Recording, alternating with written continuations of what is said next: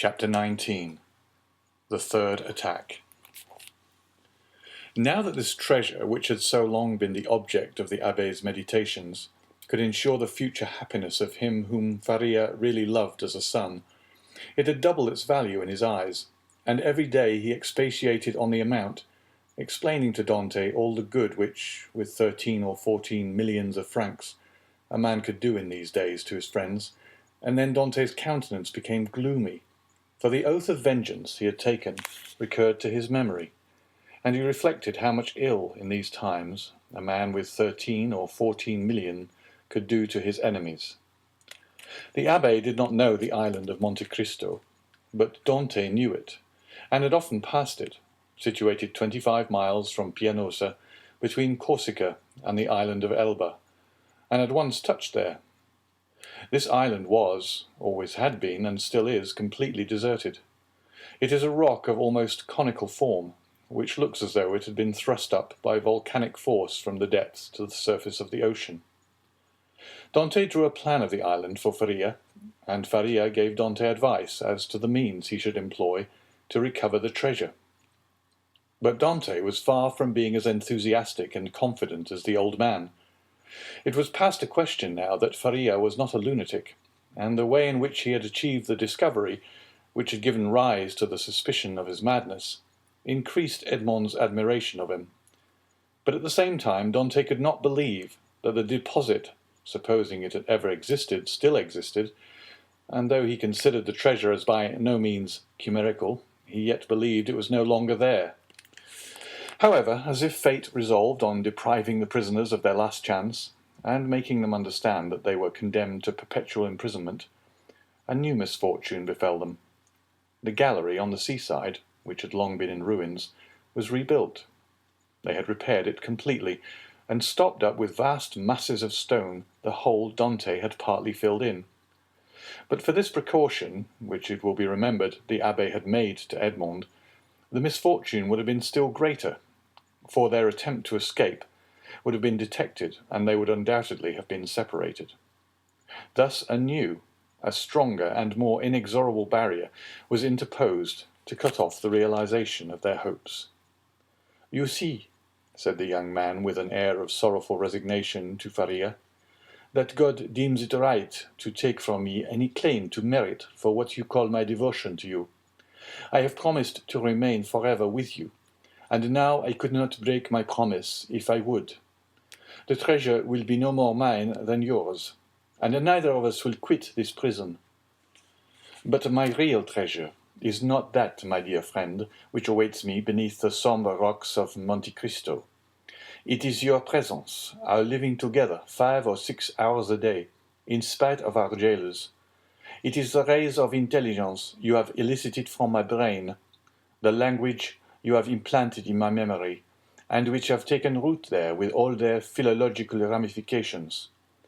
These different sciences that you have made so easy to me by the depth of the knowledge you possess of them, and the clearness of the principles to which you have reduced them, this is my treasure, my beloved friend, and with this you have made me rich and happy. Believe me and take comfort. This is better for me than tons of gold and cases of diamonds, even were they not as problematical as the clouds we see in the morning floating over the sea, which we take for terra firma, and which evaporate and vanish as we draw near to them.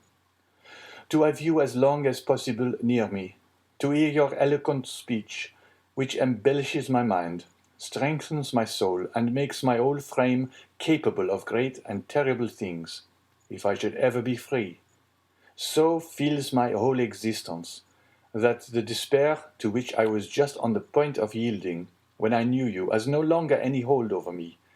And this is my fortune, not chimerical, but actual. I owe you my real good, my present happiness, and all the sovereigns of the earth, even Caesar Borgia himself, could not deprive me of this." Thus, if not actually happy, yet the days these two unfortunates passed together went quickly. Faria, who for so long a time had kept silence as to the treasure, now perpetually talked of it. As he had prophesied would be the case, he remained paralyzed in the right arm and the left leg, and had given up all hope of ever enjoying it himself. But he was continually thinking over some means of escape for his young companion, and anticipating the pleasure he would enjoy. For fear the letter might be some day lost or stolen, he compelled Dante to learn it by heart, and Dante knew it from the first to the last word. Then he destroyed the second portion, assured that if the first were seized, no one would be able to discover its real meaning. Whole hours passed while Faria was giving instructions to Dante, instructions which were to serve him when he was at liberty.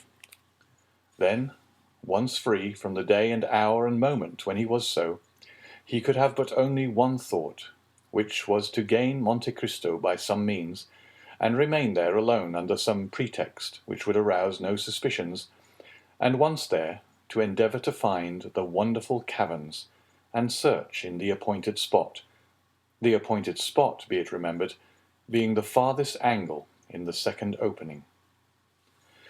In the meanwhile the hours passed, if not rapidly, at least tolerably. Faria, as we have said, without having recovered the use of his hand and foot, had regained all the clearness of his understanding, and had gradually, besides the moral instructions we have detailed, taught his youthful companion the patient and sublime duty of a prisoner, who learns to make something from nothing. They were thus perpetually employed.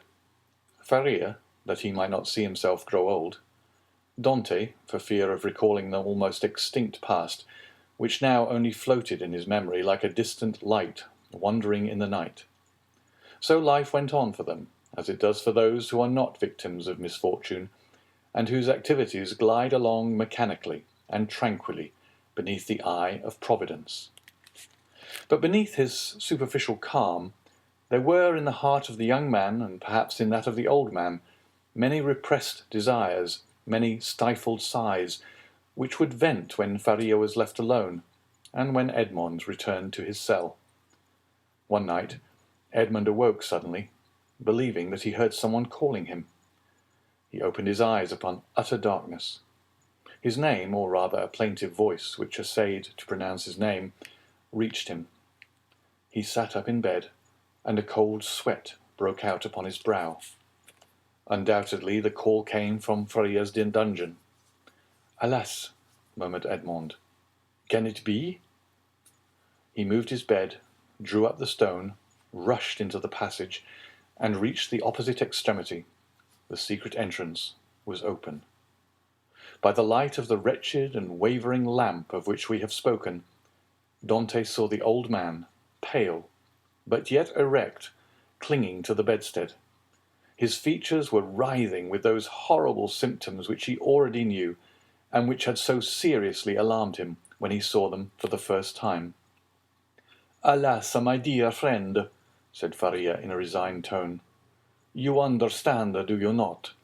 And I need not attempt to explain to you." Edmond uttered a cry of agony, and quite out of his senses rushed towards the door, exclaiming, "Help! Help!" Faria had just sufficient strength to restrain him. "Silence," he said, "or you are lost. We must now only think of you, my dear friend, and so act as to render your captivity supportable, or your flight possible.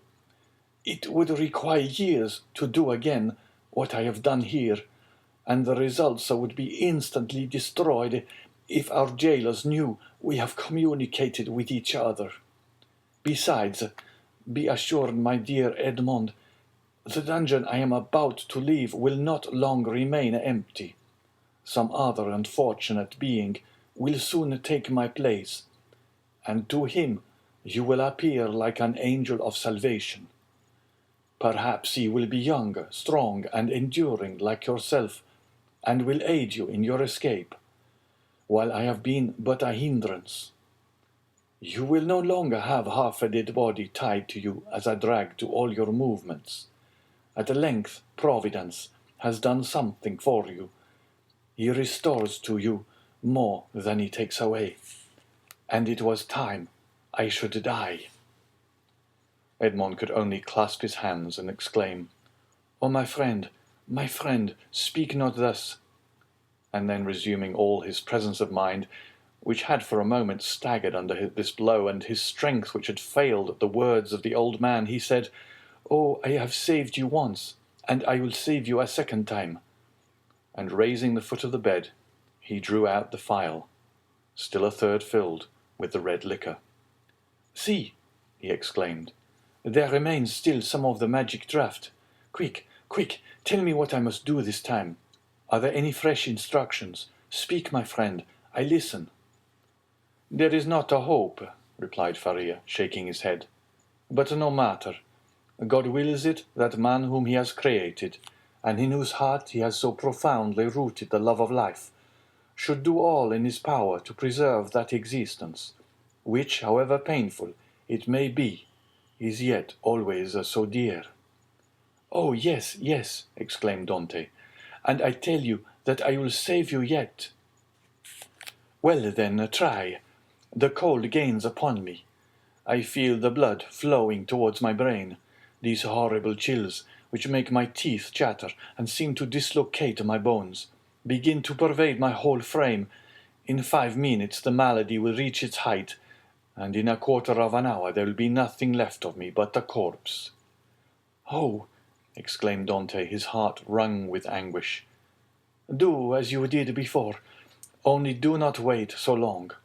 All the springs of life are now exhausted in me, and death," he continued, looking at his paralyzed arm and leg, "has but half its work to do.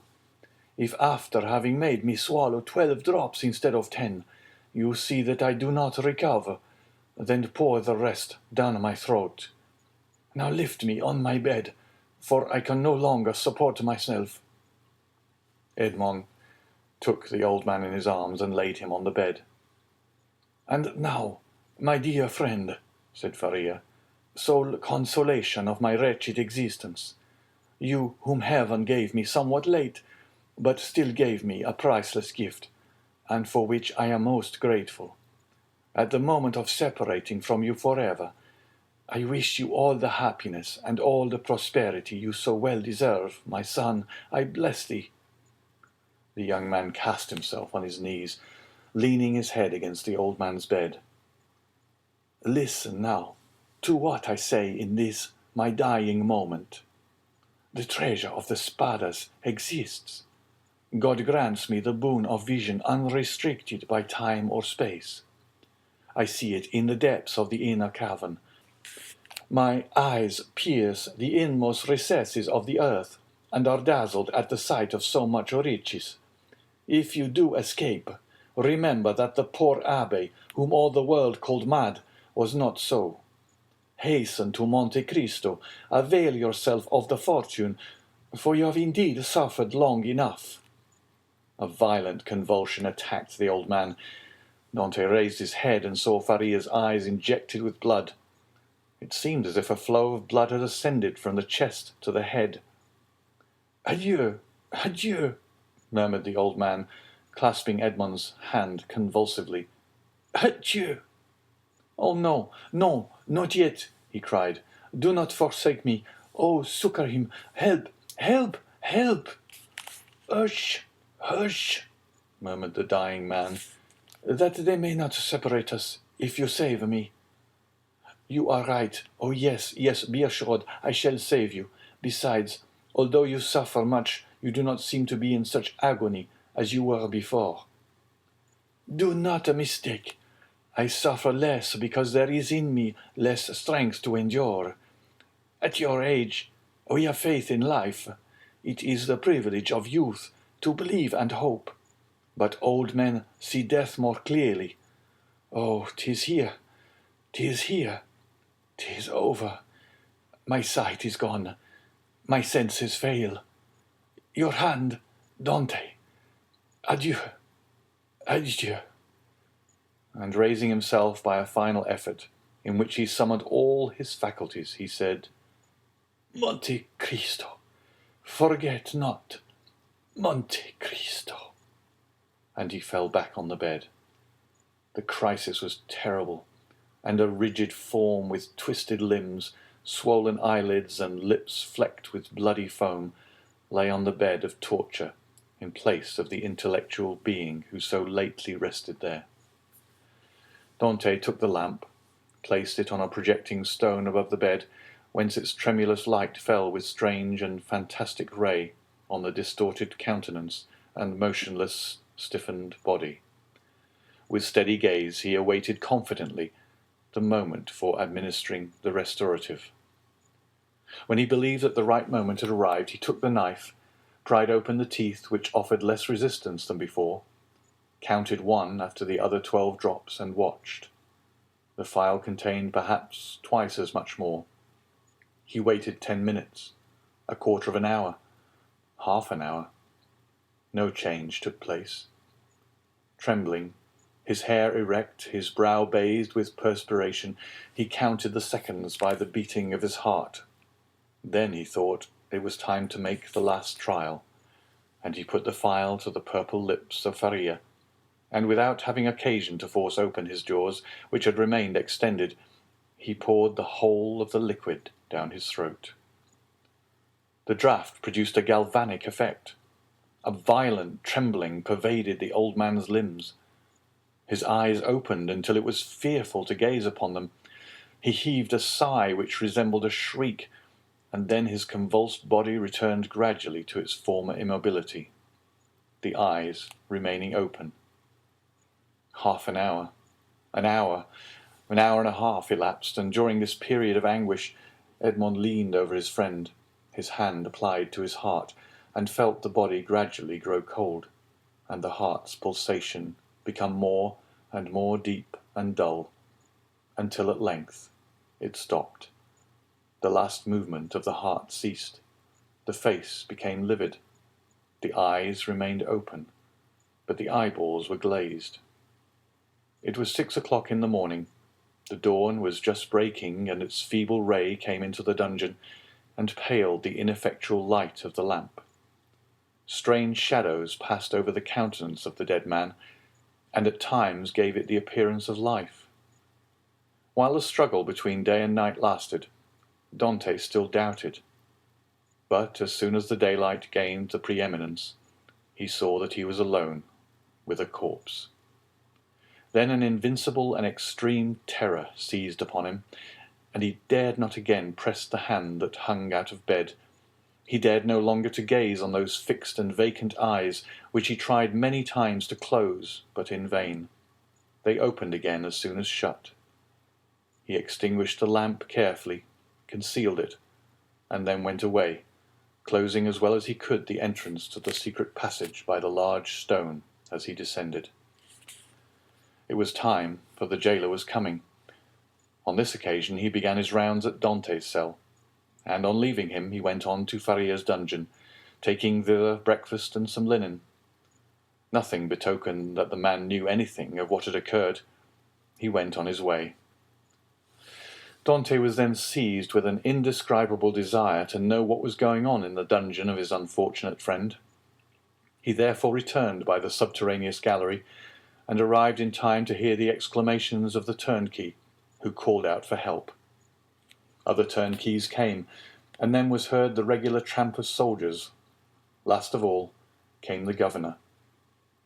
Edmond heard the creaking of the bed as they moved the corpse, heard the voice of the governor, who asked them to throw water on the dead man's face, and seeing that in spite of this application the prisoner did not recover, they sent for the doctor. The governor then went out, and words of pity fell on Dante's listening ears, mingled with brutal laughter. "Well, well," said one, "the madman has gone to look after his treasure. Good journey to him. With all his millions, he will not have enough to pay for his shroud," said another. "Oh," added a third voice, "the shrouds of the Chateau d'If are not dear." "Perhaps," said one of the previous speakers. "As he was a churchman, they may go to some expense in his behalf. They may give him the honours of the sack." Edmond did not lose a word, but comprehended very little of what was said. The voices soon ceased, and it seemed to him as if every one had left the cell. Still, he dared not enter, as they might have left some turnkey to watch the dead. He remained therefore mute and motionless, hardly venturing to breathe. At the end of an hour he heard a faint noise which increased. It was the governor who returned, followed by the doctor and other attendants. There was a moment's silence. It was evident that the doctor was examining the dead body. The inquiries soon commenced. The doctor analysed the symptoms of the malady to which the prisoner had succumbed, and declared that he was dead. Questions and answers followed in a nonchalant manner that made Dante indignant, for he felt that all the world should have for the poor abbé a love and respect equal to his own. "I am very sorry for what you tell me," said the governor, replying to the assurance of the doctor, "that the old man is really dead, for he was a quiet, inoffensive prisoner, happy in his folly, and required no watching." "Oh," added the turnkey, "there was no occasion for watching him. He would have stayed here 50 years, I'll answer for it, without any attempt to escape." "Still," said the governor, "I believe it will be requisite, notwithstanding your certainty, and not that I doubt your science, but in discharge of my official duty, that we should be perfectly assured that the prisoner is dead." There was a moment of complete silence, during which Dante, still listening, knew that the doctor was examining the corpse a second time. "You may make your mind easy," said the doctor. "He is dead. I will answer for that." "You know, sir," said the governor, persisting, "that we are not content in such cases as this with such a simple examination. In spite of all appearances, be so kind, therefore, as to finish your duty by fulfilling the formalities described by law." "Let the irons be heated," said the doctor. "But really it is a useless precaution." This order to heat the irons made Dante shudder. He heard hasty steps, the creaking of a door, people going and coming, and some minutes afterwards a turnkey entered, saying, "Here is the brazier, lighted." There was a moment's silence, and then was heard the crackling of burning flesh, of which the peculiar and nauseous smell penetrated even behind the wall where Dante was listening in horror. The perspiration poured forth upon the young man's brow, and he felt as if he should faint. "You see, sir, he is really dead," said the doctor. "This burn in the heel is decisive. The poor fool is cured of his folly and delivered from his captivity." "Wasn't his name Faria?" inquired one of the officers who accompanied the governor. "Yes, sir, and as he said, it was an ancient name. He was, too, very learned and rational enough on all points which did not relate to his treasure, but on that, indeed, he was intractable." "It is the sort of malady which we call monomania," said the doctor. "You had never anything to complain of?" said the governor to the jailer, who had charge of the abbé. "Never, sir," replied the jailer. "Never, on the contrary, he seemed to amuse me very much by telling me stories. One day, too, when my wife was ill, he gave me a prescription which cured her." "Aha," said the doctor. "I did not know that I had a rival, but I hope, governor, that you will show him all proper respect." "Yes, yes, make your mind easy. He shall be decently interred in the newest sack we can find. Will that satisfy you?" "Must this last formality take place in your presence, sir?" inquired a turnkey. "Certainly, but make haste. I cannot stay here all day." Other footsteps going and coming were now heard, and a moment afterwards a noise of rustling canvas reached Dante's ears. The bed creaked, and the heavy footfall of a man who lifts a weight sounded on the floor. Then the bed again creaked under the weight deposited upon it. "This evening," said the governor. "Will there be any mass?" asked one of the attendants. "That is impossible," replied the governor. "The chaplain of the chateau came to me yesterday to beg for leave of absence, in order to take a trip to Hyères for a week. I told him I would attend to the prisoners in his absence. If the poor abbé had not been in such a hurry, He might have had his requiem. "Pooh, pooh," said the doctor, with the impiety usual in persons of his profession. "He is a churchman. God will respect his profession, and not give the devil the wicked delight of sending him a priest." A shout of laughter followed this brutal jest. Meanwhile, the operation of putting the body in the sack was going on. "This evening," said the governor, when the task was ended. "At what hour?" inquired a turnkey. "Why, about 10 or 11 o'clock." "Shall we watch by the corpse?" "Of what use would it be? Shut the dungeon as if you were alive, that is all." Then the steps retreated, and the voices died away in the distance. The noise of the door with its creaking hinges and bolts ceased, and a silence more sombre than that of solitude ensued, the silence of death, which was all-pervasive and struck its icy chill to the very soul of Dante. Then he raised the flagstone cautiously with his head and looked carefully around the chamber. It was empty, and Dante emerged from the tunnel. End of chapter 19.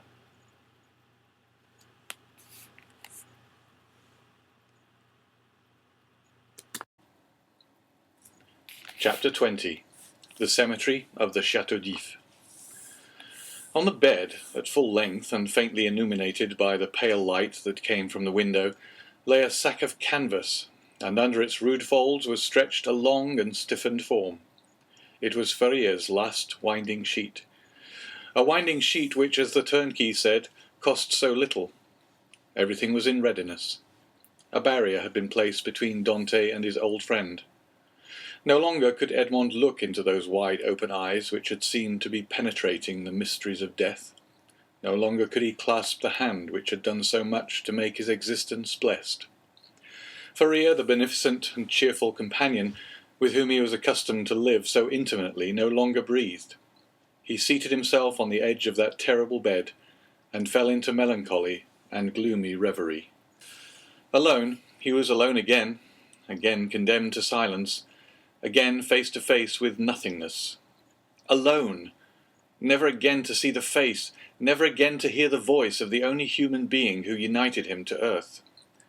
Was not Faria's fate the better, after all, to solve the problem of life at its source, even at the risk of horrible suffering?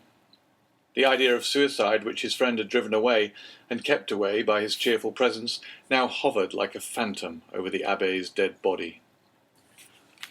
"If I could die," he said, "I should go where he goes, and should assuredly find him again. But how to die? It is very easy," he went on with a smile.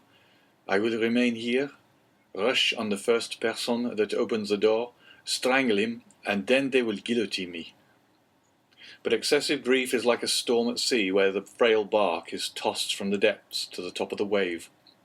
Dante recoiled from the idea of so infamous a death, and passed suddenly from despair to an ardent desire for life and liberty.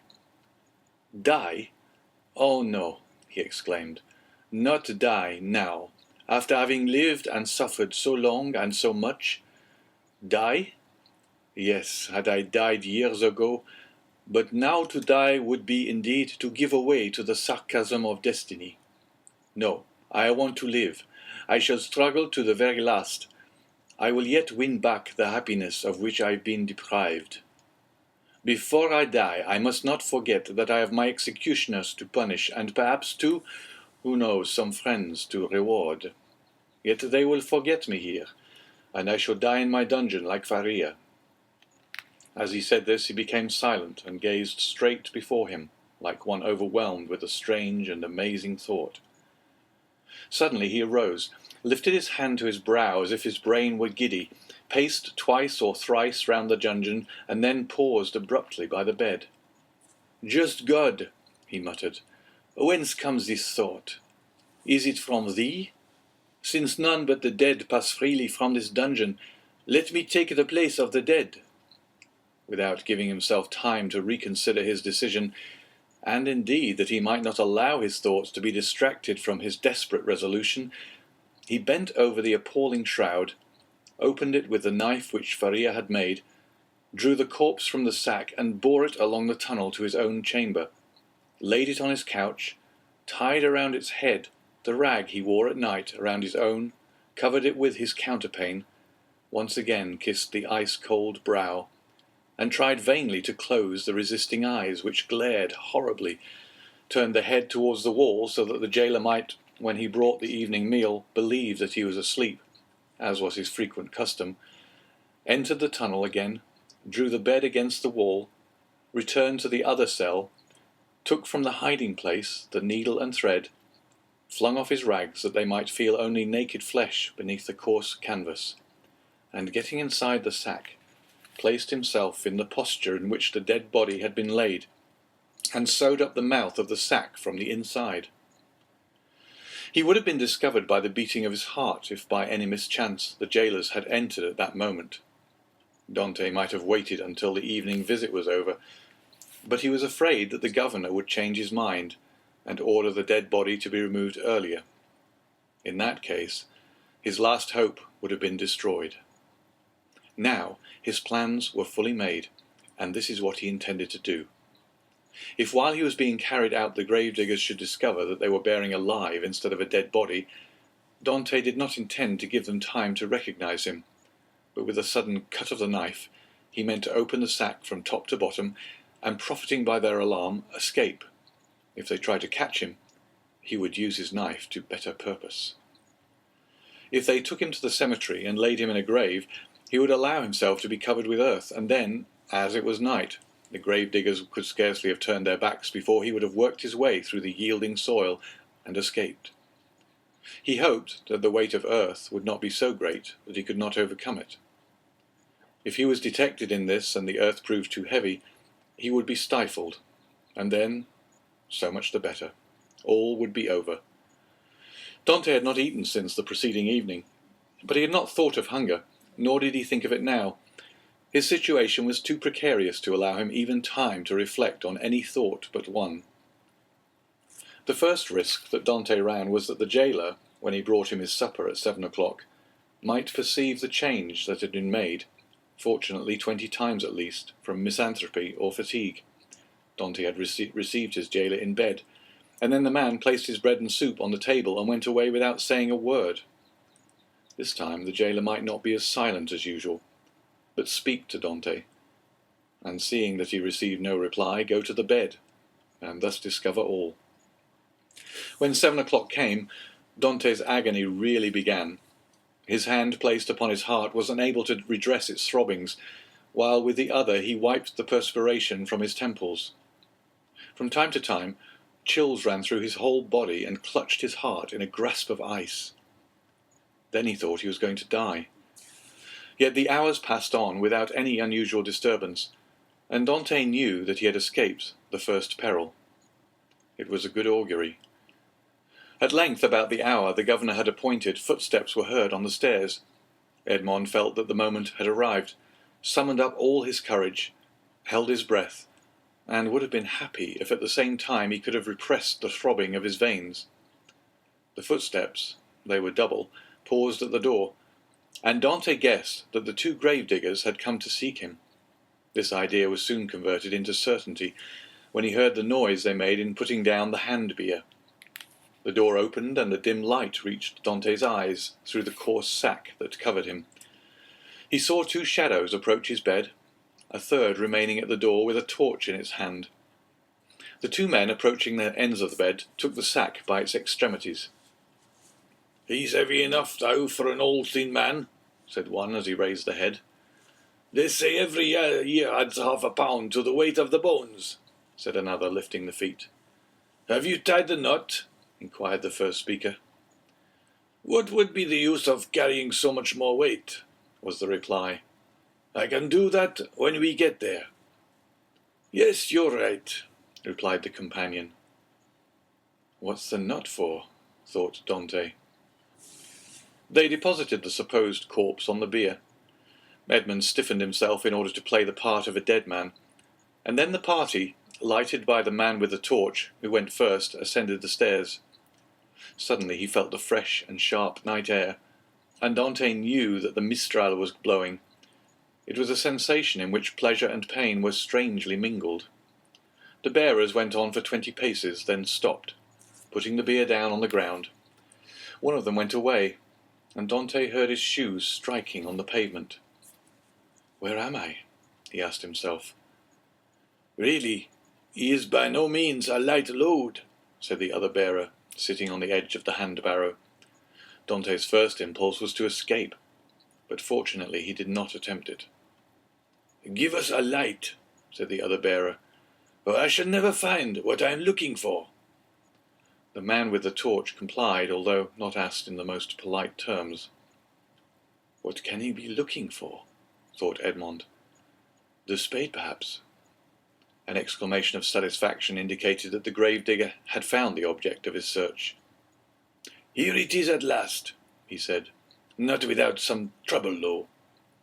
"Yes," was the answer, "but it has lost nothing by waiting." As he said this, the man came towards Edmond, who heard a heavy, metallic substance laid down beside him, and at the same moment a cord was fastened around his feet with sudden and painful violence. "Well, have you tied the knot?" inquired the gravedigger, who was looking on.